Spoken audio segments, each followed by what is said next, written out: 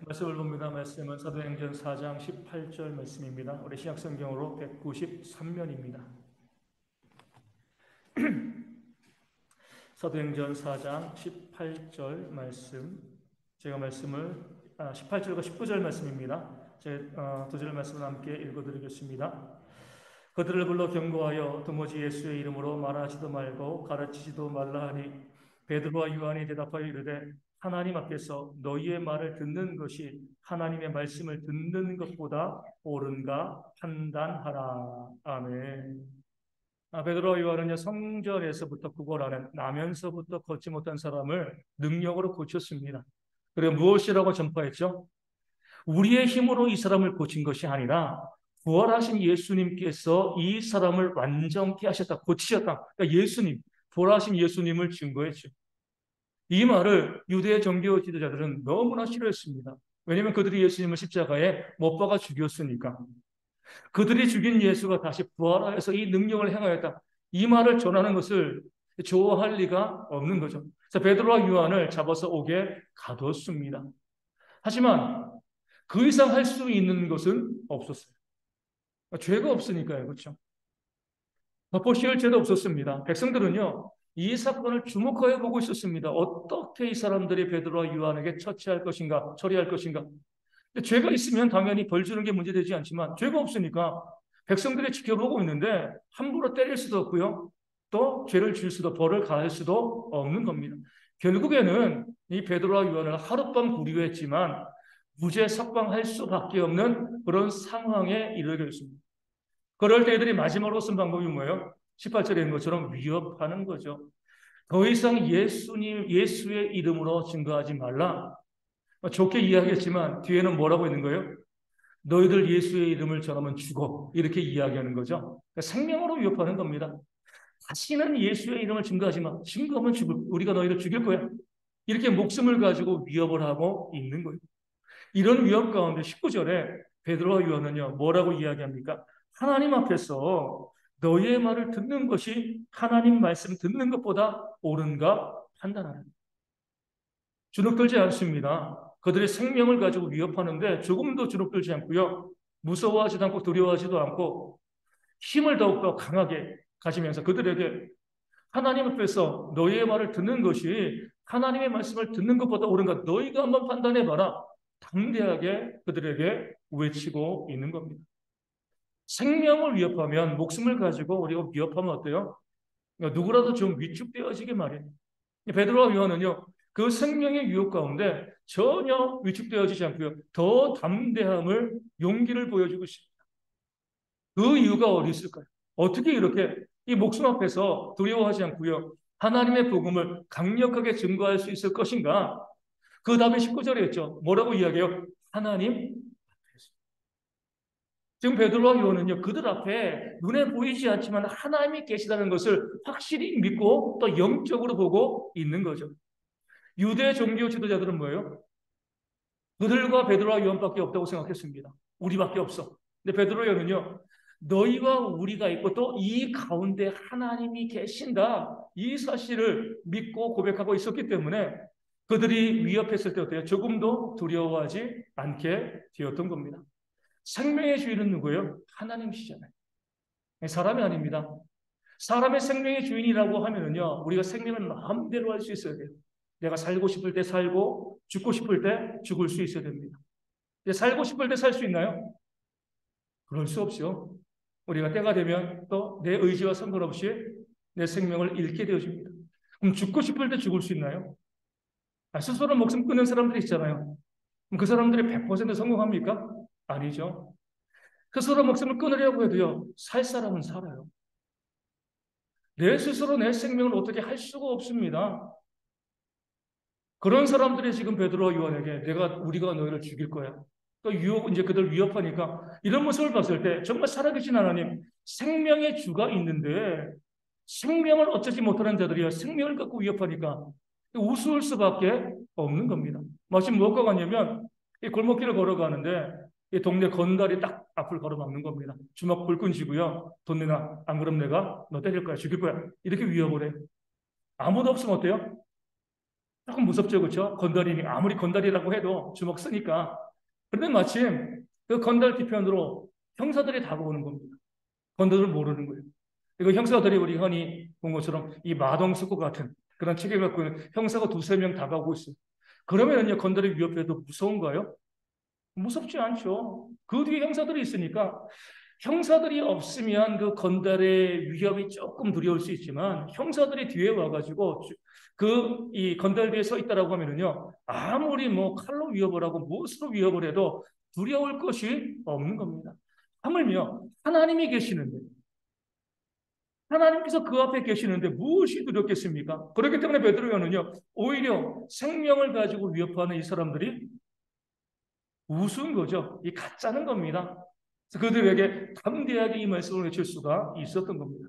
유대 종교 지도자들은요, 베드로와 요한에게 무엇을 요구한 거예요? 진리를 버리고 우리와 타협하고 비진리를 이야기해라. 이렇게 이야기했어요. 베드로는 뭐라고 이야기합니까? 너희의 말과 하나님 말 중에 우리가 무엇을 따라야겠느냐? 이렇게 이야기하고 있습니다. 그러니까 너희의 말, 그러니까 종교 지도자들 말과 하나님의 말씀을 비교합니다. 말씀을 비교한다는 것은 다르다는 거죠. 하나님의 말씀은 당연히 진리이고 너희의 말은 뭐예요? 비진리야. 그러니까 들을 게 없는 말이야. 자기의 생명을 위협하는 자에게 야, 쓸데없는 소리 하지 마. 그들의 말을 완전히 부정해버리는 그런 용기를 보여준 거죠. 그렇게 할 수 있었던 이유는 뭐라고요? 오늘 말씀에 나오는 것처럼 하나님께서 그들 앞에 계신 것을 보았기 때문에 그렇습니다. 하나님이 계시니까 두렵지 않은 거예요. 무섭지 않은 겁니다. 그런데 우리가 이 말씀을 볼 때 많은 분들이 이 말씀을 잘못된 방향으로 해석하는 경우들이 많이 있습니다. 우리 가운데 그럴 수도 있어요. 어떻게 해석을 하냐면 야, 베드로의 용기가 대단해. 정말 최고야. 놀라운 용기, 정말 예수님의 수제자다운 그런 믿음과 용기를 베드로가 가지고 있어. 이렇게 이야기하죠. 베드로를 자꾸 높이는 거예요. 왜 높여요? 일종의 출구 전략입니다. 나는 빠져나가는 거예요. 야, 이렇게 용기 있는 모습, 이렇게 대단하고 좋은 신앙은 그들만 갖고 있는 것이고 나는 아니지. 나에게 그런 거 요구하지 마. 나는 적당히 타협하면서 그렇게 살아갈 건데 이런 용기와 신앙과 절제와 그런 믿음은 성경에 나와 있는 인물들의 것이고 내 것은 아니야. 뭐 하기 싫다는 거예요? 헌신하기 싫다는 거죠. 용기 있게 믿음을 가지고 절제하면서 신앙의 삶을 나는 살아가고 싶지 않다는 겁니다. 누가 그랬어요? 모세가 그랬잖아요. 하나님께서 그를 불러서 애굽으로 보내려고 할 때 뭐라고 이야기합니까? 저는 자격이 없습니다. 보낼 만한 자를 보내소서. 이렇게 이야기했을 때 이것이 겸손인가요? 아니죠. 일하기 싫다는 거예요. 자격이 없습니다. 하나님, 저는요, 능력이 안 돼요. 저 같은 사람이 무슨 이런 일을 하겠습니까? 다른 사람 보내주세요. 저는 안 됩니다. 내가 안 된다고, 내가 부족하다고 나 자신을 낮추는 것처럼 보이지만 오히려 하나님께서 하시는 그 일 가운데 자기를 빠뜨리는 겁니다. 나는 그런 사람이, 그런 능력 있는 사람이 아닙니다. 이렇게 말씀을 해석하는 거예요. 성경에 있는 인물들 보면 어때요? 정말 신앙이 좋습니다. 뭐 믿음도 좋고요, 정직하고요, 용기도 있고 절제력도 강하고 그들의 좋은 모습에 대해서 우리가 박수 보내는 것은 문제가 없습니다. 당연히 그래야죠. 그런데 그 박수를 보내는 것에서 지나쳐서 그들과 우리는 다른 종족이에요. 그들은 특별하고 우리는 평범해. 그 사람들은 하나님의 일꾼이었고 하나님의 놀라운 일들을 감당하는 사람들이었기 때문에 그런 좋은 성품과 그런 모습을 가지고 있는 것이고 나는 아니지. 이렇게 그들과 우리를 분리해 놓기 시작하면 이것은 악한 겁니다. 게으름이고 교만이 되어지는 거죠. 이런 우리 약한 마음을 하나님께서 막기 위해서 우리 야고보서 5장 17절 말씀을 주셨습니다. 거기 뭐라고 나와 있어요? 엘리야는 우리와 성정이 같은 사람이로되. 엘리야를 하나님께서 말씀하시죠. 엘리야가 누구예요? 그러니까 구약의 최고의 선지자입니다. 예수님께서 변화산에서 구약의 두 인물을 불러내시죠. 누구예요? 모세와 엘리야. 이 모세는요, 모세 오경의 대표고요. 엘리야는 모든 선지자의 대표입니다. 그러니까 구약 말씀을 모세와 선지자의 말씀이라고 했잖아요. 그러니까 구약을 대표하는 사람이 바로 엘리야입니다. 모세와 엘리야예요. 놀라운 능력을 보여줬고요. 놀라운 역사를 보여줬습니다. 그런데 하나님께서는요, 그 엘리야에 대해서 아주 간단하게 엘리야는 우리와 성정이 같은 사람이다. 똑같은 사람이야. 특별하게 취급하지 마. 다른 사람 취급하지 말라고 이렇게 이야기하고 있는 겁니다. 우리는 다르게 취급하고 싶거든요. 그런 역사, 그런 용기는 엘리야의 것이고 우리는 그렇지 않아. 그런데 성경은요, 그렇지 않고 엘리야는 우리와 성정이 같은 사람이다. 그럼 왜 엘리야에게는 그런 놀라운 역사가 있고 우리 가운데는 그게 없죠? 야고보서가 말씀하는 게 뭐예요? 우리도 그 역사를 이룰 수 있다는 거예요. 엘리야는 특별한 사람이 아니야. 엘리야가 기도하였을 때, 하나님 앞에 서 있을 때 하나님께서 그 기도를 들으시고 그 역사를 이루신 것이 아니냐. 마찬가지로 우리가 엘리야와 성경이 같기 때문에 우리도 기도는 뭐예요? 엘리야와 같은 놀라운 역사를 이룰 수 있다는 겁니다. 특별한 사람 취급하면 우리는 할 수 없어요. 그와 우리는 다른 그런 세계의 사람이 되어지지만 성경은요, 똑같은 사람이야. 단지 그는 하나님 앞에 서서 하나님께 기도했을 때 하나님께서 그 기도를 들어주신 것이지 전혀 다른 사람이라고 생각하지 말라. 그 의미를 담아서 야고보서 5장 17절의 말씀을 우리 가운데 주신 거죠. 도망가려고 하는데 길을 막아버리신 거죠. 너희도 예외가 아니야. 다 똑같은 사람이야. 말씀을 하시는 거죠. 요셉을 볼 수가 있습니다. 요셉은요, 보디발의 아내가 그를 유혹할 때 어때요? 조금도 흔들리지 않고요. 그 유혹을 단칼에 거절해 버렸습니다. 쉽지 않은 일이죠. 왜냐하면 그 유혹에는요, 기회가 숨겨져 있었기 때문에 그렇습니다. 단순히 유혹이 아니에요. 형들에게 팔려가지고 애굽의 노예로 왔잖아요. 한 번 노예는요, 죽을 때까지 노예입니다. 벗어날 수가 없는 거예요. 그 형들에 대한 그런 마음 아픔, 상처도 있고요. 무엇보다도 사실 끔찍히 사랑해 주던 그 아버지 야곱을 다시는 못 보는 거잖아요. 얼마나 보고 싶었겠습니까? 하지만 노예로 있으니까 평생 못 보고 거기서 그 집에서 죽을 수밖에 없는데 마침 보디발의 아내가 자신을 유혹하는 겁니다.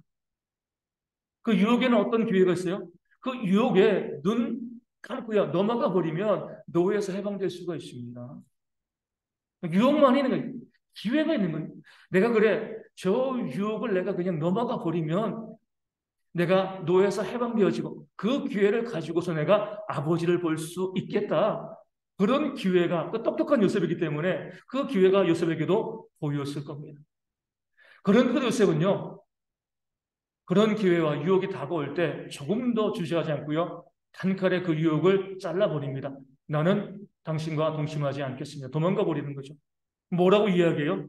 내가 어찌 큰 악을 행하여 하나님 앞에 죄를 지으리까?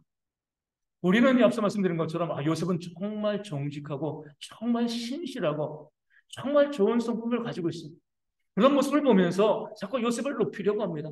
성경이 말씀하고 있는 것은요, 요셉도 우리랑 똑같은 겁니다. 그 유혹 가운데 흔들렸다는 거예요. 그 기회 가운데 마음이 흔들렸다는 겁니다. 그런데 요셉이요, 그 유혹을 이길 수 있었던 유일한 이유는 뭐예요? 여기에 하나님이 계시다는 겁니다. 보디발의 아내는요, 이 집안에는 너와 나밖에 없어. 그러니까 우리가 동침하자. 유혹했습니다. 근데 요셉은요, 아니에요. 당신과 나만 있는 것이 아니라 여기에 하나님이 계십니다. 그 하나님이 빤히 나를 쳐다보고 있는데 내가 어떻게 죄를 범할 수가 있겠습니까? 그러면서 우리 교회 다니는 사람들, 우리 성도 가운데 불륜이 발생하면 안 되는 거죠. 그렇죠? 하나님이 보고 계신 거예요. 하나님이. 사람만 있는 게 아닙니다. 하나님께서 직접 그 현장을 지키고 있는데 우리가 어떻게 그런 악한 삶을 살아갈 수가 있겠습니까? 요셉의 성품이 좋아서가 아닙니다. 그가 능력이 있어서가 아니에요. 우리가 똑같은 성경이 똑같은 사람인데 뭐예요? 하나님이 여기 계셔. 아무도 없는 집처럼 보이지만 이 안에도 하나님이 함께 계신다. 이 사실을 고백하니까요. 죄를 지을 수가 없는 겁니다. 남이 빤히 쳐다보는데 그 사람 물건을 집어갈 수 있나요? 그럴 수 없잖아요. 안 보니까 집어가는 거잖아요. 보고 있으면 도둑질할 수가 없습니다.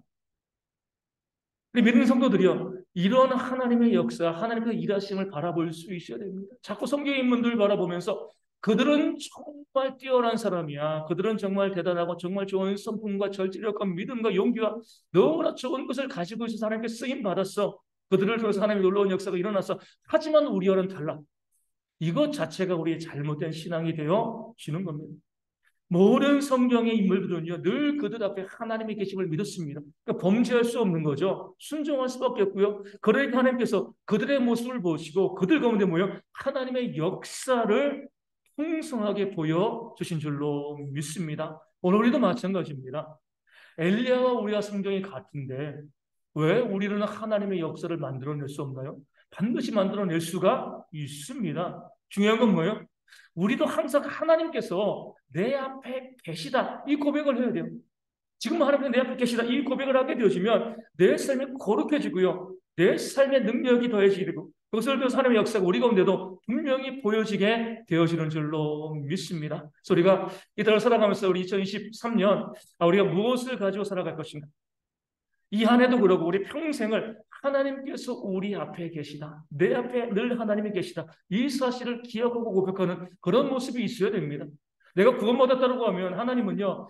결코 나를 떠나지 않으십니다. 다만 안 보이죠. 영적인 존재이기 때문에. 눈에 안 보일 따름이지 하나님은요. 결코 우리를 떠나지 않고 항상 우리 곁에서 우리 앞에서 우리와 함께 하시는 그런 하나님이심을 우리가 늘 믿음으로 고백할 수 있어야 돼요. 그럴 때 우리가 그렇게 바라고 원하는 그런 좋은 성품들과 능력들이 우리 가운데도 나타날 수 있게 되어줍니다. 많은 성도들이 정말 간절히 바라는 성품 중에 하나가 겸손이에요. 겸손. 교회만큼 겸손을 강조하는 데가 없습니다. 우리 예수님도 겸손의 왕 이렇게 부르잖아요. 겸손에 대해서 성경은요. 존귀의 앞잡이라고 이야기했습니다. 그 겸손한 자에게 하나님께서 한없는 은혜를 부어주신다라고 약속하고 있습니다. 내가 그 은혜를 받기 위해서 내가 겸손해야 되는데 문제는요. 겸손이 정말 어렵다는 거예요. 여러분들은 겸손하신가요? 다 노력하지만 이게 쉽게 얻을 수 있는 성품이 아니에요. 저 또한 겸손해지기를 원하는데 불쑥불쑥 뭐예요? 교만이 튀어나옵니다. 자랑하고 싶은 그런 모습들이 자꾸 튀어나오는 거죠. 그러니까 모든 인간들은 다 똑같아요. 그럼에도 성경에 나와 있는 겸손한 인물들은 어떻게 겸손할 수 있었는가? 다시 말씀드리지만 늘 그들 앞에 하나님이 있음을 그들이 인식하며 살아가니까 겸손할 수밖에 없는 거죠. 하나님이 계신데 무슨 자랑을 해요? 하나님이 계신데 무엇으로 교만할 수 있습니까? 아무리 돈이 많아도 잘 배워도요. 그리고 사회적인 지위가 높아도 하나님이 내 앞에 계시다. 이 사실을 우리가 바라보면 갑질할 수 없죠. 교만하거나 자랑할 수가 없습니다. 겸손에 대해서 내가 노력하고 내가 신앙생활 열심히 하면 얻어낼 수 있는 성품이다. 이렇게 생각하지 마세요. 아무도 그러지 않습니다. 아무도 그럴 수 없어요. 늘 하나님께서 내 앞에 계시다. 이 고백을 가지고 있으면 지금 믿는 사람도 겸손할 수 있고요. 그 겸손에 실패했던 사람들도 그 겸손의 모습을 회복해 나갈 수 있게 되어지는 겁니다. 제가 군 생활할 때 30년 전이죠. 그러니까 30년 전의 군대와 지금 군대는 좀 많이 다를 거예요. 그때 군대밖에 모르니까 제가 사단장 당번병 비서를 했습니다. 비서를 했는데 이 군에서 사단장은 보통 이 정식 부대는 이 병력이 2만 명인데 2만 명. 그러니까 그 당시 사단장이라고 하면 그 2만 명에 뭐로 보면 돼요? 왕국을 가지고 있다 이렇게 보시면 됩니다. 왕처럼 군림했거든요. 제가 있던 부대 가운데서 이런 일도 있었어요.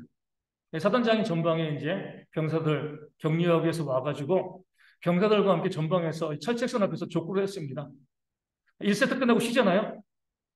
앉아 쉬고 이제 2세트 기다리고 있는데 누군가 쪼르르 달려와가지고 그 사단장의 먼지 묻은 신화 그늘을 막 닦아줬습니다.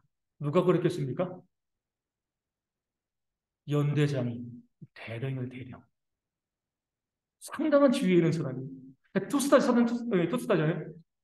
투스타가 족구하다가 앉아있으니까 와가지고요. 그 부대 연대장이 그 군화를 닦아줍니다. 잠시 쉴 동안 먼지 묻었다고.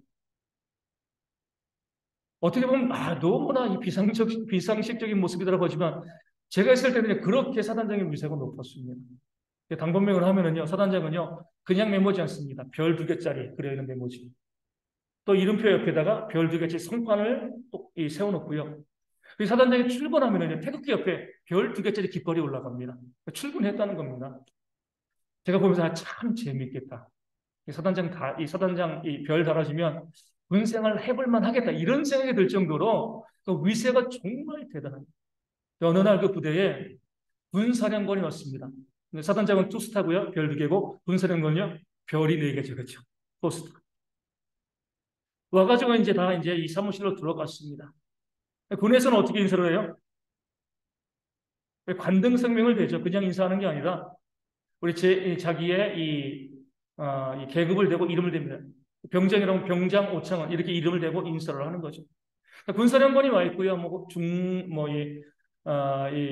군단장도 있고 사단장도 있고 별이 수십 개가 와 있는 거예요. 와 있어가지고 저는 그냥 아무 생각 없이 차를 밖에서 준비를 하고 있는데 안에서 정말 무렁찬 관등 성명이 들리는 겁니다. 깜짝 놀랐어요. 장군들이잖아요. 당도 많습니다. 그럼 저는 어떻게 생각하냐면 뭐 소장 홍길동 이렇게 인사할 줄 알았거든요. 근데 그 안에서 들리는 것은요. 이등병보다 더 크게 소장 홍길동 하는 제가 밖에서 찾다가 너무 기가 막힌 거예요. 야, 이게 사회생활이고 이게 군생활인가? 그 부대 내에서 왕입니다, 왕. 아무도 그 사단장의 권위에 도전할 수가 없는 그런 왕 같은 삶을 사는데 포스타가 오니까 사령관입니까? 그 앞에서 뭐예요? 이등병보다 더 군기 같은 그 높은 사람이 있을 때, 아, 이런 모습을 보이는구나. 제가 이제 그것을 그때 직접 경험을 했죠. 그렇더라고 하면 하나님은 어떤 분이에요? 만왕의 왕이고요. 만군의 주시잖아요. 그렇죠? 그 사단장이나 군사령관 피할 바가 없는 대통령과 피할 바 없는 그런 정말 전능하신 분그 하나님께서 지금 우리 앞에 계시는 거예요. 우리 눈에 보이지 않지만 우리가 예배하고 있는 이곳에 하나님이 계십니다. 그러면은요, 우리가 교만할 수 있나요? 교만할 수가 없는 겁니다. 내가 노력해서 겸손이라는 성품을 내가 얻어내는 것이 아니라 하나님이 내 앞에 계시다. 이 사실을 알게 되면요, 자동적으로 억지로 겸손해질 수밖에 없게 되어지는 겁니다. 그러면서 우리가 하나님이 내 앞에 계심을 우리가 믿고 고백할 때 그 겸손과 또 겸손으로 인해 주시는 하나님의 놀라운 은혜 복을 받아 누리게 되어질 줄로 믿습니다. 정직도 마찬가지잖아요. 성경 무엇을 말씀해요? 정직한 자의 형통을 이야기하고 있습니다. 정직하는 것이 남을 속이지 않고 거짓말하지 않는 것이 쉬운 거예요, 어려운 거예요? 이것도 어렵죠, 그렇죠? 죄악의 습관이 있기 때문에 자꾸 거짓말하게 되어지고요, 자꾸 남을 속이게 되어집니다. 정직해야 되는데 정직하지 못할 때가 너무나 많이 있습니다. 그런데 그 정직도 하나님이 우리 앞에 계시면요, 정직할 수밖에 없어지는 거예요. 내가 노력해서 거짓말을 하지 않으려고 애쓰려고 해서 되는 것이 아니라 하나님이 내 앞에 계시면 누가 거짓말하겠습니까? 누가 정직하지 않을 수 있고요. 누가 공의롭지 않을 수가 있겠습니까? 잘 믿는다고 하면서 교회 가운데 사기꾼이 있고요. 또 믿는 국회의원들이 그 악한 일들을 많이 행하는 것은요, 하나님이 그들 앞에 계시다는 그 사실을 그들이 알지 못하기 때문에 그렇습니다. 제가 부대에 있을 때, 당번병에 있을 때 가끔 가다가 이 사단장 사무실로 동해 상사 사장님이 찾아왔습니다. 동해 상사 사장님인데 소령이에요, 소령. 알고 보니까 기무부대 부대장입니다. 사람들에게 밝히지 않으려고 기무부대, 정보부대죠. 그 사람들은 무슨 회사 자기 명함에 이렇게 넣고 다니지 뭐 군대 출신이라고 밝히지 않아요. 근데 기무부대 이 부대장이죠. 이 사단장을 찾아왔는데 계급이 어떻게 될까요? 소령입니다, 소령. 이 소령은요, 이 사단장과 별 2개와 중령은 군단장 별 3개와 함께 맞먹습니다. 아까 말씀드린 것처럼 연대장 대령이 막 군화 닦아주는 그런 시대거든요.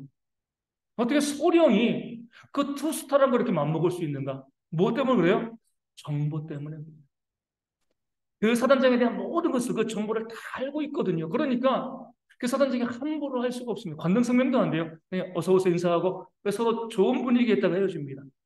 그러니까 정보를 얻으러 오고 또 어떤 정보가 있다라고 알려주는 거죠.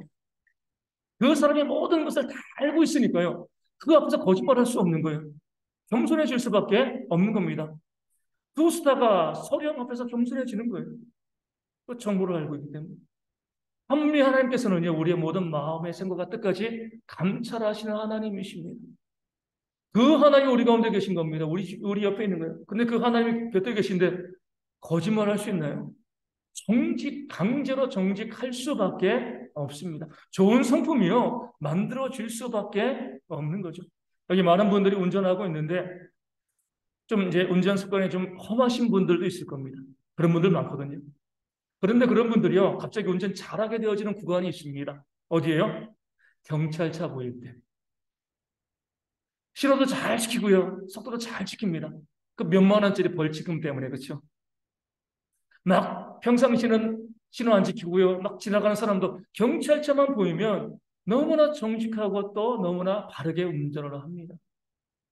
하물며 하나님이 우리 앞에 계시면 우리가 죄를 범할 수 있겠습니까? 요셉처럼 우리가 우리의 노력과 우리의 절제력과 우리의 선함으로 그 죄에서부터 우리가 자유로워지는 것이 아니에요. 하나님이 내 앞에 계시다. 지금 하나님이 내 앞에 계시다. 이 사실을 고백하게 되어지면 우리가요, 그 죄를 지을 수 없는 그런 모습이 되어지는 겁니다. 길거리를 가다가 할아버지 할머니가 무겁게 폐지를 끌고 가고 있습니다. 나도 바쁘니까 자꾸 외면하고 싶은데 하나님이 내 옆에 계시다. 그 사실을 알면 하나님께 잘 보여야죠. 도와줄 수밖에 없는 겁니다. 악을 멀리하고 선을 가까이 하는 이 모든 삶, 우리 인간의 죄악된 본성에서는요, 먼 삶, 그렇게 살 수가 없습니다. 하지만 이 모든 것을 가능하게 해주는 것이 바로 하나님께서 지금 내 앞에 계시다. 나와 함께 계시다. 이 사실을 우리가 고백하게 되시면은요, 성경에 나와 있는 그런 모든 신앙의 인물들이 보여주었던 놀라운 성품들, 그런 모습들을 우리도 보여줄 수 있고요. 그럴 때 그 모습을 보시고 하나님께서 우리의 삶 가운데 하나님의 놀라운 역사를 나타내실 줄로 믿습니다. 그래서 우리 항상 이 한 해를 살아가면서 우리 평생 동안 지금 하나님이 내 앞에 계신다. 하나님이 나와 함께 계신다. 이 사실을 잊지 않는 그런 신앙이 우리 가운데 있어야 됩니다. 문제는 뭐예요? 앞서 말씀드린 것처럼 하나님이 안 보이니까. 보이면 하나님 계심을 우리가 깨달아야 하는데 하나님이 안 보이시니까 우리가 하나님이 내 앞에 계시다는 그 사실을 잊고 살아갈 때가, 그 유혹의 죄 유혹에 빠지고 범죄할 때가 많은 겁니다. 하나님께서 내 앞에 계시다. 이 사실을 우리가 잊지 않고 살아갈 수 있는 그런 좋은 방법이 하나 있어요. 지금 무엇이냐면요, 혼잣말 하는 겁니다. 혼잣말. 아침에 일어났을 때 뭐라고 일어나시면 돼요? 하나님, 새로운 하루를 주신 거 감사합니다. 남들이 봤을 때 미친 거죠. 아무도 없는데. 근데 나는 그것을 고백해야 돼요. 지금 하나님이 내 곁에서 이 밤에 잠을 주시고 새로운 하루를 주셨다. 기도할 때 어때요? 우리 기도할 때 가장 먼저 기도하셔야 될 것은 하나님, 지금 내가 내 앞에서 하나님이 내 기도를 들으시는 줄로 믿습니다. 먼저 고백하고, 그러니까 들리게 고백합니다. 마음속으로 하는 것이 아니라 들리게, 내 귀로 들리게 혼잣말 하면서 그렇게 기도를 하는 거죠. 아침을 먹을 때도 뭐예요? 이렇게 귀한 음식을 주시니 감사합니다. 식사할 때마다 내 귀에 들리게, 하나님께서 지금 내가 밥 먹는 이 자리 앞에서 나와 함께 하신다. 날이 추워요. 그럼 뭐라고 해요? 하나님, 날씨가 좀 추워요. 날이 더우면 하나님, 날씨가 더워요. 어떻게 보면 왜 저렇게 이야기해? 근데 내 옆에 친구가 있는 것처럼, 내 옆에 하나님이 계신 것처럼 내가 들리게끔 내 혼잣말로 하나님, 이렇습니다. 저렇습니다. 힘듭니다. 어렵습니다. 문제가 있습니다. 너무나 감사합니다. 매 순간순간마다 우리가 우리의 입으로요, 하나님이 내 옆에 계신 것처럼 계속 말하고 고백하는 그런 모습이 있어야 됩니다. 그럴 때 우리는요, 한 달, 두 달 지나면서 정말 하나님이 내 곁에 계십니다. 눈에 보이지 않는 그 하나님께서 내 옆에서 나와 함께 하신다는 그 사실을 우리가 알게 되고요. 그렇게 고백하니까요, 그렇게 이야기하니까 죄를 짓지 않게 되어집니다. 선을 행하게 되어지고요. 정직하고 겸손한 그런 삶을 살아가게 되어지는 줄로 믿습니다. 그런 습관들이 우리는 좀 있어야 돼요. 우리가 그동안 한번 그렇게 말씀해 보신 적 있나요? 적어도 하루에 10번 이상은 하나님, 하나님, 하나님, 내가 이렇습니다. 내가 저렇습니다. 내가 이렇게 힘들고, 내가 어렵고, 내가 이렇게 기쁘고, 이렇게 감사하고, 내 곁에 하나님이 계시면 알고 의식적으로 깨달으면서 그 하나님께 믿음으로 고백하는 그런 삶이 있을 때, 다시 말씀드리지만 그것이 우리의 성품들을 아름답게 만들어가고, 그 성품을 보시고 하나님께서 우리의 삶 가운데 놀라운 은혜와 복을, 하나님의 회복의 역사를 충만하게 부어주실 줄로 믿습니다. 우리의 모든 삶을 하나님과 동행하시는 대형의 모든 성도 되어지기를 주님의 이름으로 축원을 드립니다. 말씀을 기억하며 찬송하고 함께 기도하도록 하겠습니다. 430장 함께 찬송하도록 하겠습니다. 찬송가 430장입니다.